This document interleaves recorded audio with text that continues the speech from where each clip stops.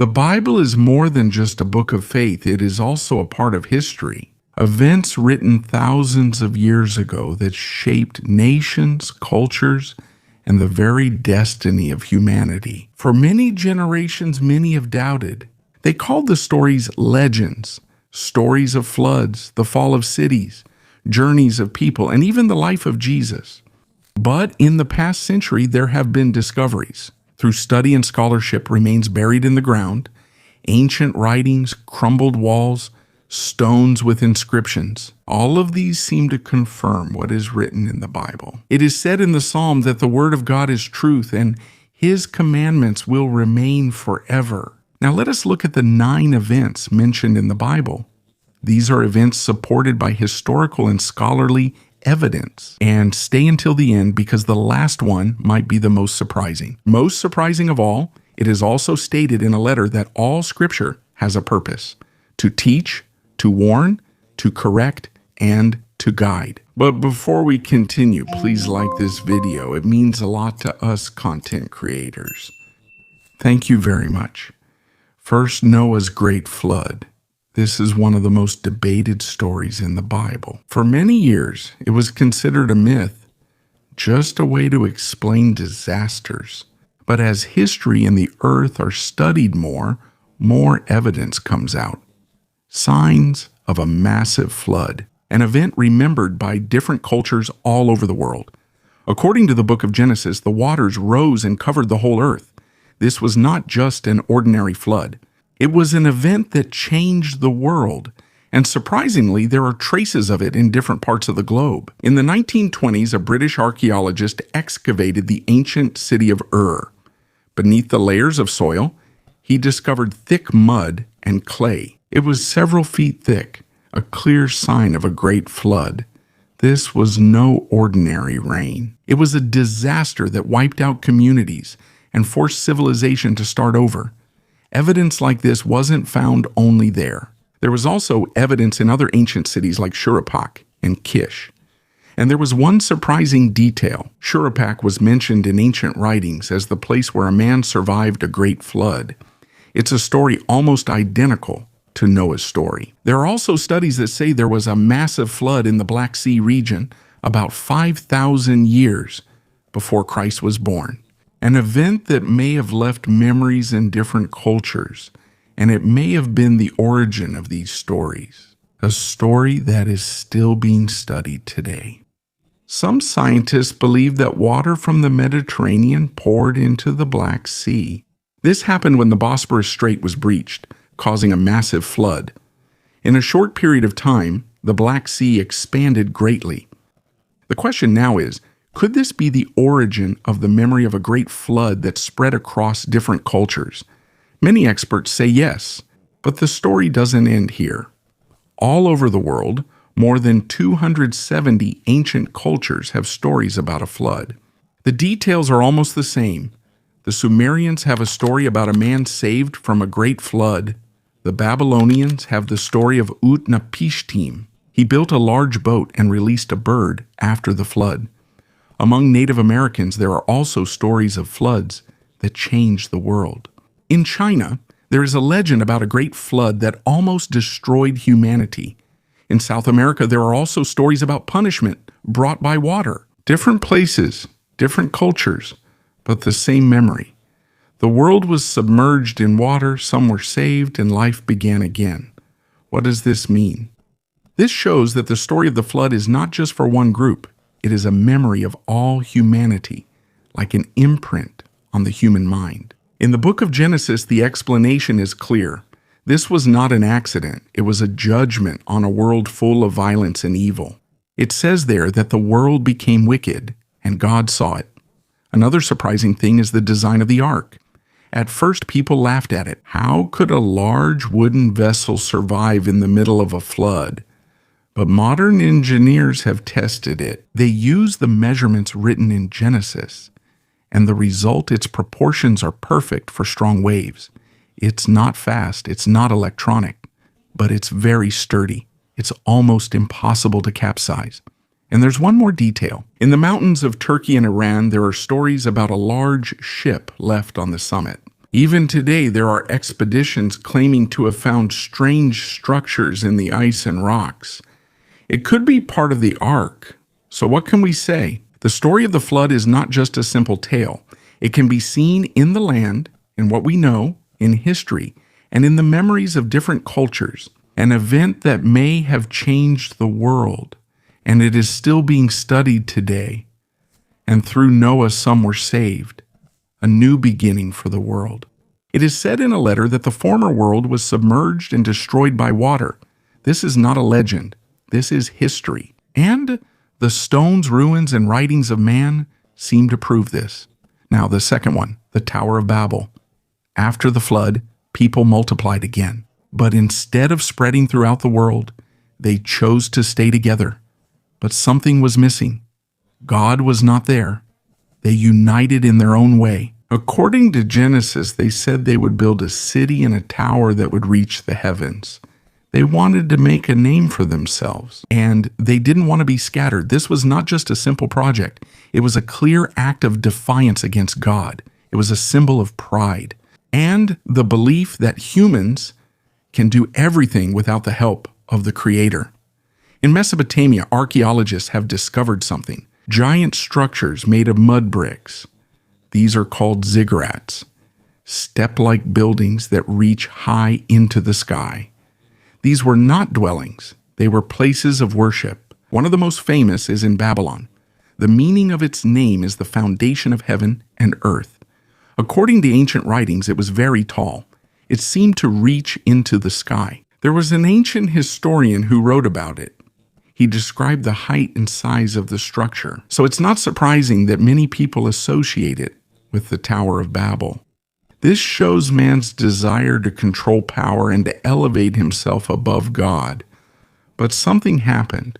Genesis says that God confused their language. Suddenly they could no longer understand each other. Their unity was destroyed, and they were forced to scatter to different places, exactly as in the original plan. What does science say? According to linguistic studies, languages have a single origin. Languages originated from the ancient region of the Near East. There are also studies on human migration. It shows that from Mesopotamia, people spread to different parts of the world. It's like a great division that started from a single place, and it continued until the world we know today was formed. And what's even more surprising is that language seemed to suddenly split, not gradually. It was as if, for a moment, people had only one language. And in a short period of time, the thousands of languages we have today began to emerge, exactly as described in the scriptures. A sudden division of language that forced people to spread out to different places. The Tower of Babel is not just about building. This is a story of pride, of unity against God, and of downfall because of one's own arrogance. This explains why there are ziggurats in Mesopotamia, why languages suddenly became different, and why cultures spread throughout the world. There is also a reminder here. Pride comes before a fall, and arrogance leads to defeat. Babel is a warning. Whenever people try to build a world without God, chaos happens. And just like what happened in Babel, there was another judgment that came during the time of Sodom and Gomorrah, an event that left traces to this day. Third, the destruction of Sodom and Gomorrah. This is one of the most well-known stories in the Bible. Cities that became symbols of evil, immorality, and violence. According to the scriptures, it reached a point where it could no longer be tolerated, and judgment came. In the end, the evidence shows the same thing. A city that was once alive suddenly turned to ash and remained that way for thousands of years. And just like the judgment on Sodom, God also used changes in government in Egypt to prepare the way for Joseph, a slave who rose up and became an instrument of salvation. Fourth, Joseph in Egypt. This is one of the most remarkable stories of rising to power in history. Joseph, the son of Jacob, was betrayed by his brothers. He was sold as a slave and imprisoned even though he was innocent. But despite everything, he rose to power until he became the second most powerful man in all of Egypt. According to the scriptures, he was 30 years old when he began serving the king. He traveled throughout Egypt And during the 7 years of abundance, the harvest was plentiful. He gathered the food and stored it in different cities. There was so much of it. It was almost immeasurable. They couldn't even count it.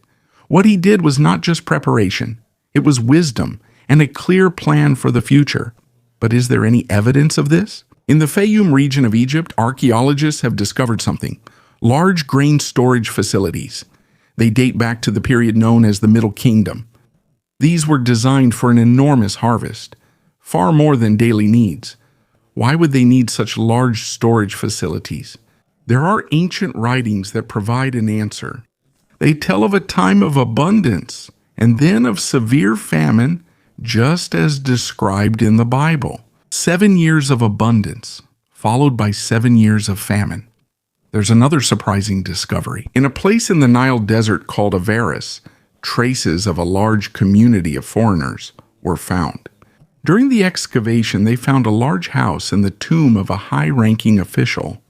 Inside, there was a statue of a man who was not Egyptian. He had fair skin, red hair, and was wearing colorful clothing. Many people see this as similar to the story of Joseph, a foreigner who rose to power in Egypt and was known for his colorful coat when he was young. But there is one unusual detail. The tomb was empty. No bones, no body. Why would the remains of a high-ranking official be missing? Some say that when the Israelites left Egypt, they took Joseph's bones with them, according to his request before he died. It's a story not just about rising to prominence, but about planning, preparation, and how one person is used to save many. It is said in the book of Exodus that Moses brought Joseph's bones because the Israelites had promised this. Joseph said that the time would come when God would help them. And when that happened, they would take his bones out of that place. There are other remarkable details. There are writings in Egypt about officials who managed food during times of crisis. They were the ones who stored and distributed the supplies.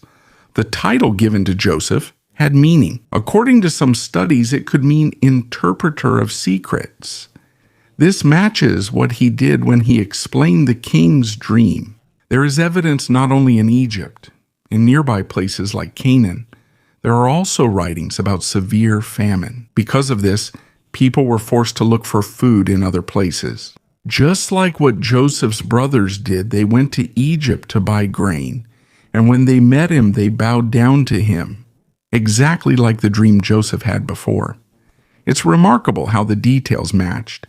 The grain storage facilities in Egypt, the presence of foreigners in Avaris, letters about the famine, and the event where his brothers bowed down to him. Everything matches the story in Genesis.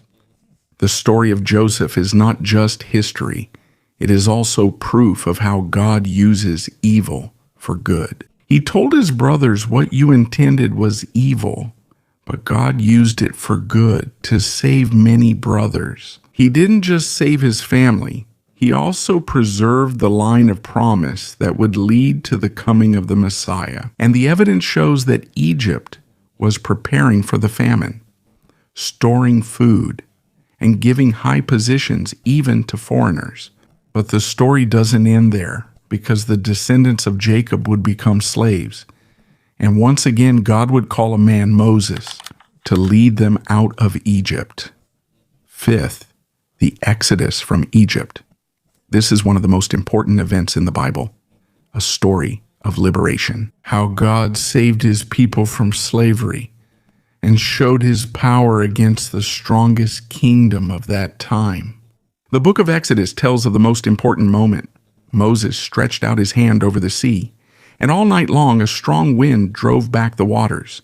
The middle became dry land. The sea was divided. For many years, this was considered impossible. Some say there is no evidence, no proof that such an event happened. But when you look more closely at history and discoveries, there are things that start to match up. In Egypt itself, there are ancient writings that speak of chaos. One document describes the river turning to blood, greatness replaced by darkness, and death throughout the land. There are lines saying the river is like blood, the buildings are burned, and the children of the nobles have died. The description is terrifying. and it resembles the plagues mentioned in the Bible. After this comes the Exodus, the crossing of the sea. Some say this is not possible, but studies have an explanation. There are studies that show that strong winds can push the water and temporarily expose the land. There are even simulations that show if the wind is strong enough, a passage can appear for a few hours, exactly as described in the scriptures. There's another intriguing detail. Under the sea, shapes have been found that look like wheels and parts of vehicles. They've been covered by coral. Although it's still being debated, it raises the possibility that there are remains of soldiers left there. But the clearer evidence can be seen in the next event. If the Israelites really left Egypt, they should be found in Canaan, and that's what was discovered. There is an ancient inscription from Egypt that mentions Israel. This is the earliest reference to them outside the Bible. This means that at that time they were already in the land. As the scriptures say, the story of the Exodus is not just about evidence. It is about a promise. It was promised that the people would become slaves and then they would be set free. And that is what happened.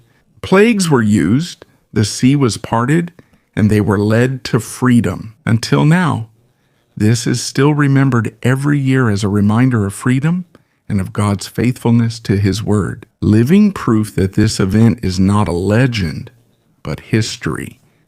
It is said that that day should be remembered by every generation, a celebration, a reminder of deliverance. Exodus shows God who saves, redeems, and fulfills His promise. But the story didn't end there. When Israel arrived in the land, there was another miracle, the fall of Jericho. 6, the fall of Jericho. This is one of the most dramatic stories in the Old Testament. After 40 years in the wilderness, they finally entered the Promised Land. But there was a first obstacle, a city with very strong walls, almost impossible to enter. But victory did not come through strength, not through the sword, not through war, but through faith and obedience. When the trumpet sounded, the people shouted, and the walls fell down. It was a scene that seemed impossible. For a long time, this was not believed. But archaeology has discovered things that shed light on the story. There was an excavation that revealed something unusual. The walls did not fall inward, but outward. This is not normal for a conquered city. Usually the walls fall inward, but here it's as if they were pushed outward, as if a way was made to enter, exactly as described in the Bible. Thick layers of ash were also found. Proof that the city was burned, just as commanded. Even more surprising, there were jars still full of grain. What does this mean? First, the fall was quick. There was no long siege. They didn't go hungry. Second, it was harvest season. This matches the details in the Bible. And third, the Israelites didn't take the food. They followed the command, and they destroyed the city. Some other excavations say this happened earlier. But one thing remains clear. There was a city, there was a wall, and there was a sudden destruction similar to the story. An event that's not just about war, but about obedience, and about the power of God working in unexpected ways. Critics used that conclusion, and they immediately said that the Bible was wrong. But over time, scholars re-examined the evidence, and they noticed new things. There were pieces of pottery that didn't get enough attention before. They matched the time period mentioned in the Bible. Now, more people believe that the destruction of Jericho happened at the same time as Israel's entry into Canaan. That's a detail that matches the scriptures. The fall of Jericho was not just a victory in war. It was proof of God's power and of human faith. No soldier could bring down such a wall, but God made it happen. The people obeyed. The trumpets sounded, the soldiers shouted, and the walls fell down. And until now, the ruins of Jericho stand as silent witnesses. Walls that fell outward, traces of fire, and grains that were left untouched. Exactly what you would expect if the story were true. It shows that no fortress can stand against the power of God. And just like the proof in Jericho, there was another name that was doubted before, but eventually it was also proven. 7th, the house of David, one of the most important names in the Bible. David, a shepherd. a warrior, a king, and the ancestor of the promised Messiah. For many years, others said he was just made up, a legend, just a story. But everything changed when archaeology spoke.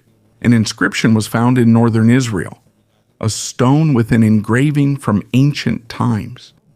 It tells of a king's victory over Israel, and on that engraving, there is a name, House of David. For the first time, the name of David appeared outside the Bible, not as a legend, but as a real king, a leader who was recognized even by his enemies. Before that discovery, many scholars were saying if David was even real. He was just a simple leader of a small tribe, but everything changed because of the discovery of the stone. This proved that in ancient times, the name of David was already known, not just in Israel, but also in other kingdoms.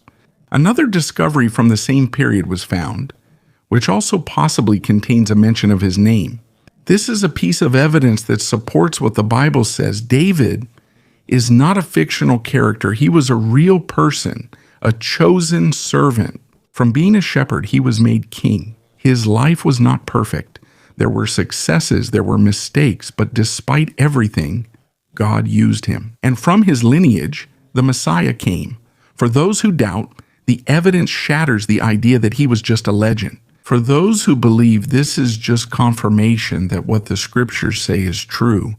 And sometimes even the stones bear witness. But the story of Israel is not just about David. There is a tragedy that follows. Eighth, the Babylonian captivity. This is one of the darkest times in the history of Israel. For many years, the prophets warned them, turn away from sin, leave behind the worship of idols. But they did not listen until judgment came. God allowed Babylon, the most powerful kingdom at that time, to conquer Judah. The soldiers came. They destroyed the walls of Jerusalem. The temple was burned, and the treasures were taken. The people were brought as captives. This was not a simple invasion. This was the end of an era. The land was lost. The kingdom was destroyed, and the people were scattered. But even in the midst of judgment, God still had a plan. Archaeology has clear evidence about this event. There are ancient writings from Babylon. They are written on tablets. They describe the king's conquests in detail, including the attack on Jerusalem. These writings match the timeline of the Bible. In Babylon, they also found lists of food given to the captives. And among the names written there is a well-known name, the king of Judah. He is also mentioned in the Bible as being released from prison and given honor. In the ancient writings, you can see the details. There is oil set aside. There is grain for the king of Judah, direct evidence for the account. This shows that the captivity is not just a religious account. It really happened. The people were taken to Babylon. Their king was given food, and their suffering was real. Before this happened, the prophets had already warned. They called for change, but they were not listened to, and judgment came. But even in the midst of judgment, there is still hope. There is a promise that they will return. After the appointed time, and when that period ended, God fulfilled his word. The people returned. But there is an even greater promise that will come after many years. From the line of David, a child will be born in Bethlehem. And his life, death, and resurrection are not only spoken of in the scriptures, but are also recognized by history. Ninth, Jesus Christ in history. The most important event of all is not the flood, not Babel, not Jericho, not the captivity, but the life of Jesus. His death and his resurrection. Everything revolves around this. The question now is it true that Jesus, the one said to be the Savior, was born? For those who believe, this is the most important event in history. But for others, where is the evidence? The answer is all around us. Let's start with the Roman historians. Tacitus wrote about Jesus. He mentioned his followers and how they were punished during the time of Nero. He also said that Christ was killed during the time of Tiberius, and by the order of a governor, Pontius Pilate. A Roman wrote this. He was not a follower, but he confirmed the important detail that Jesus was crucified. Next are the writings of the Jews. Flavius Josephus also wrote about Jesus. He called him a wise man and a doer of wonderful works, and also mentioned his crucifixion. Although some parts may have been altered, most believe that he truly wrote this. This means that it's not only the Bible that talks about Jesus, there are also writings from other sources, and even archaeology contributes evidence. A stone was found with the name of Pontius Pilate, proof that he was a real person. Just as the Gospel says, sites have also been found: synagogues, tombs, and nails used in crucifixions. Everything matches the world of the New Testament, but the strongest evidence is not stone, not written records, but people. After the death of Jesus, the fearful disciples became brave. They preached, declared that he had risen, and their belief spread quickly. Not because it was a legend, but because something happened, something they could not deny, even in the face of persecution, even death. History says that the rapid growth of Christianity is hard to explain if Jesus was not real, if he did not rise, if nothing extraordinary happened after his death. In the end, science, history, and archaeology are united. Jesus is not a figment of imagination. He lived, died, and changed the course of the world forever.